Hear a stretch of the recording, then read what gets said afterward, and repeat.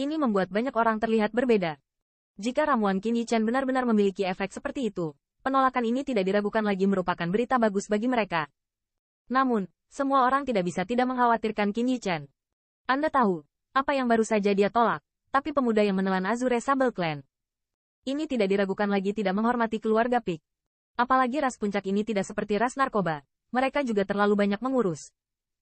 Jika mereka menghadapi hal-hal yang secara terbuka bertentangan dengan keinginan mereka, mereka tidak akan peduli dengan wajah mereka sama sekali, dan pasti akan memberikan pukulan telak bagi pelanggar atau bahkan ras di belakangnya. Benar saja, ketika Qin Ye mendengar penolakan itu, kulitnya sedikit suram, dan alisnya sedikit mengernyit. Qin saudara, saya tidak tahu berapa banyak yang harus dijual kepada saya. Namun, untuk waktu yang lama, kemarahan yang diharapkan semua orang tidak muncul. Sebaliknya, Qin Ye sepertinya bertanya dengan sikap merendahkan. Ketika mereka melihat penampilan Qin Yu, semua orang tidak berdaya. Sebagai seorang pemuda, Swallowing Heaven's Clan, apakah dia akan begitu rendah hati? Oke, Qin Yichen tampak mengerang sedikit, lalu berkata dengan sungguh-sungguh, 100 per tahun. 100 buah. Tanda seru. Mendengar angka ini, warna kulit Qin Yao mau tidak mau berubah lagi. Meskipun mereka menelan Azure Sable Clan dalam jumlah yang relatif kecil, 100 per tahun, itu terlalu sedikit. Qin saudara, saya ingin tahu apakah saya dapat berbicara dalam satu langkah. Setengah cincin, King mengerutkan kening, berbisik. Leer, jual saja seperti yang saya katakan sebelumnya. Saudara Lisan dan saudara Gajah dan yang lainnya bisa sedikit lebih murah hati. Qin Yichen berkata sambil tersenyum, lalu bergerak menuju Lisan dan yang lainnya mengangguk. Tan. Qin yakinlah bahwa Lir tidak akan mengecewakanmu. Tenang, saudara Qin, berikan kepada kami di sini, tidak ada yang bisa terjadi. Mei Lir dan Lisan dan yang lainnya sama-sama mengangguk. Bahkan Qin Yi menyebut Qin Yichen saudara laki-laki, Lisan mereka dan yang lainnya. Dan tiba-tiba merasa bahwa gelar ini tampaknya sangat meningkatkan nilai mereka. Saat ini, dalam kerumunan besar, setiap wajah tidak sabar untuk memberitahu mereka bahwa untuk ramuan ini, banyak orang ingin segera mendapatkannya. Semua orang telah diyakinkan akan keaslian ramuan ini. Meskipun yang terakhir masih relatif sibuk, dibandingkan dengan itu jauh lebih sederhana. Itu anak yang lucu, tapi identitasnya, dengan kepergian Qin Yichen dan Qing Ning, sebuah siluet perlahan-lahan mengembalikan pandangannya ke 10.000 kota monster. Namun, alih-alih pergi, dia memikirkan sesuatu, bahkan alisnya tidak bisa membantu tetapi sedikit berkerut.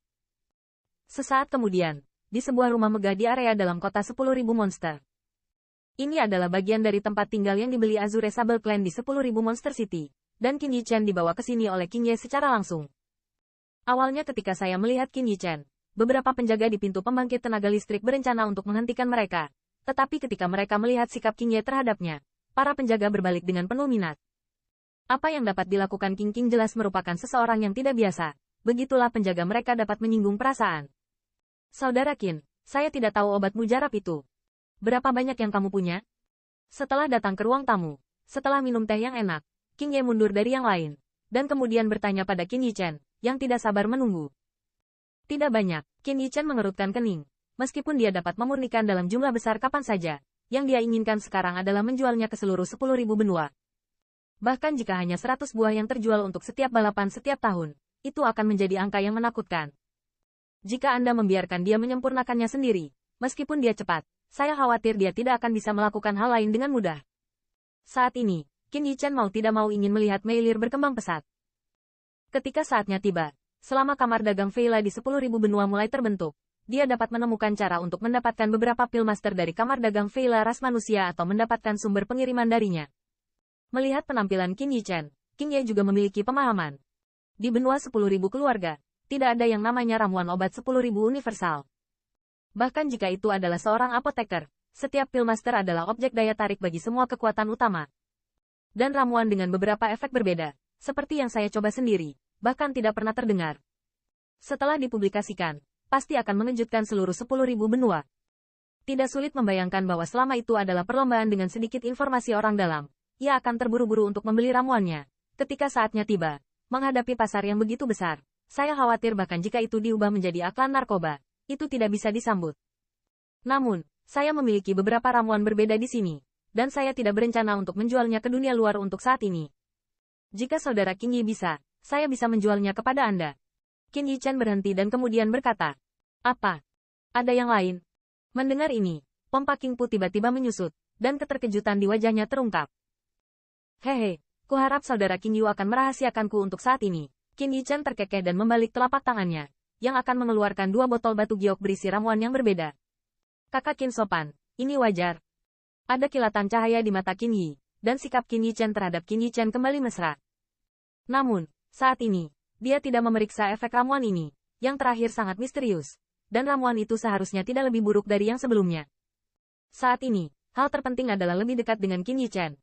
Kakak Qin akan datang ke 10.000 Monster City kali ini. Apakah hanya untuk menjual ramuan ini? Setelah mengobrol beberapa patah kata, Qin Ye bertanya ragu-ragu dengan nada bercanda. Apa yang dipikirkan saudara Qin Yu? Qin Yichen terkekeh, bukannya menjawab langsung, tapi tersenyum. Haha, sepertinya saudara Qin datang demi Tuan Mo Seng. Qin Yan berkata tanpa ragu, bahkan dari wajahnya, dia tidak melihat kewaspadaan para pesaing. Saya juga kebetulan mendengar bahwa orang dewasa yang aneh akan menerima murid. Hati Qin Yichen bergerak sedikit, dan dia tersenyum. Saudara Qin Yi, saya juga tahu sedikit tentang masalah ini. Saya ingin tahu apakah Anda bisa memberitahu saya?